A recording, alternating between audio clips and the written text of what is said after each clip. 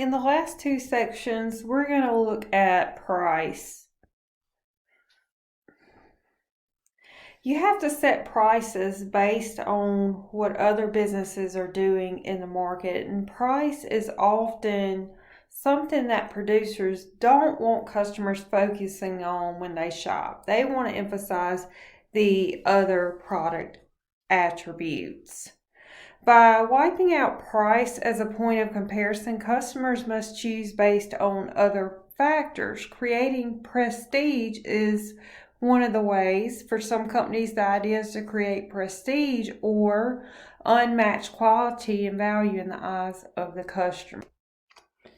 And a term mentioned in your book is skimming pricing. And this is offering new products at a premium price to those that are less sensitive to pricing, and then developing a product that is lower priced in order to capture market share.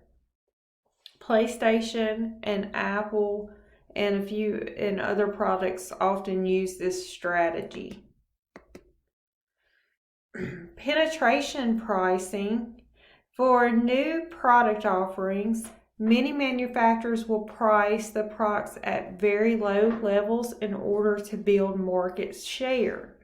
As such, the profit depends on high volumes of sales. Each item will yield little, but if many are sold, profits will increase. And one benefit to this approach is the fact that you have little competition. And then you have everyday low pricing. This is long-term discount pricing designed to focus on high volume. Walmart is an example of this approach. High-low pricing. This is pricing some products at lower prices using special sales and having everyday high prices for the other products. This helps bring people in the store because they are driven by the sales prices. Loss leader pricing. This is taking some of your items and selling them for such a low price that you actually lose money. You recoup that money because of the increase in traffic in the store drives the sales of your other products. You're willing to lose on a set of products to sell other prices to offset the loss, but you have to be careful because this pricing strategy is heavily monitored due to anti-competition strategies. An example would be Walmart losing money on some items to drive local businesses out. Let's look at a real-world approach to pricing in practice. Break-even analysis. This is the process of determining the number of units a firm must sell to break even or to cover all cost. What you will do is you would take your total fixed cost and divide it by the whatever you're selling it for minus the variable cost. So an example in your notes, let me see if I can pull this up for y'all. Here's the question. How many pizzas would I have to sell to break even based upon the following? So if total fixed costs are $300,000 and variable costs per pizza are $6 and you want to charge $10 a pizza, because most of your competitors use that price. Let's see how many pizzas we would have to sell to break even. Well, you take the total fixed cost, which is $300,000, and divide it by, well, it's $10 a pizza. You want to charge minus the 6 variable cost. So 10 minus 6 would be 4, and 300,000 divided by 4 would be, this should be 75,000.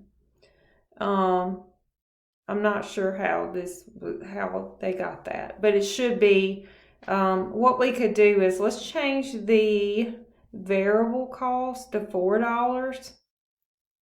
So let's say our variable cost is $4. So 10 minus 4 would be 6. So we would need to sell 50,000 to break even. So it's basically figuring out how many do I need to sell just so I can cover all of my fixed costs. How many units would I have to sell? Among the choices a company can choose to cover all costs, each comes with its own set of considerations. No strategy is best in all circumstances, but here are some scenarios that could raise their prices. Decrease the variable cost. Try to cut cost. The variable cost, maybe the materials used.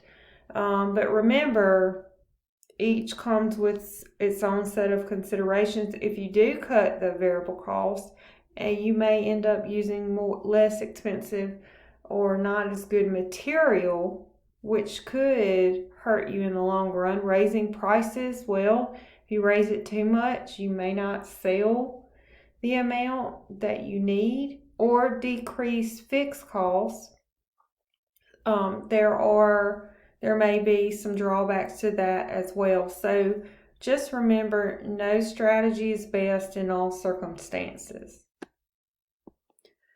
Profit margin can be expressed as a dollar amount, but it is more often expressed as a percentage. It's the gap between the cost and the price of an item on a per product basis, but it can be a dollar amount or a percent. For many companies, they determine the correct pricing point up front by setting that profit margin. This can be determined one of two ways. The cost-based pricing. This is where you determine the cost of each product.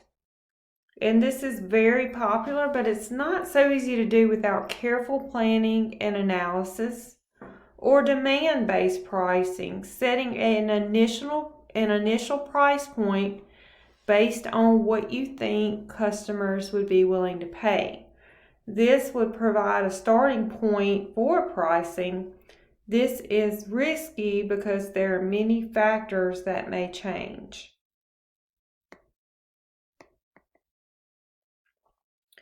The link between price and perceived quality can be very powerful.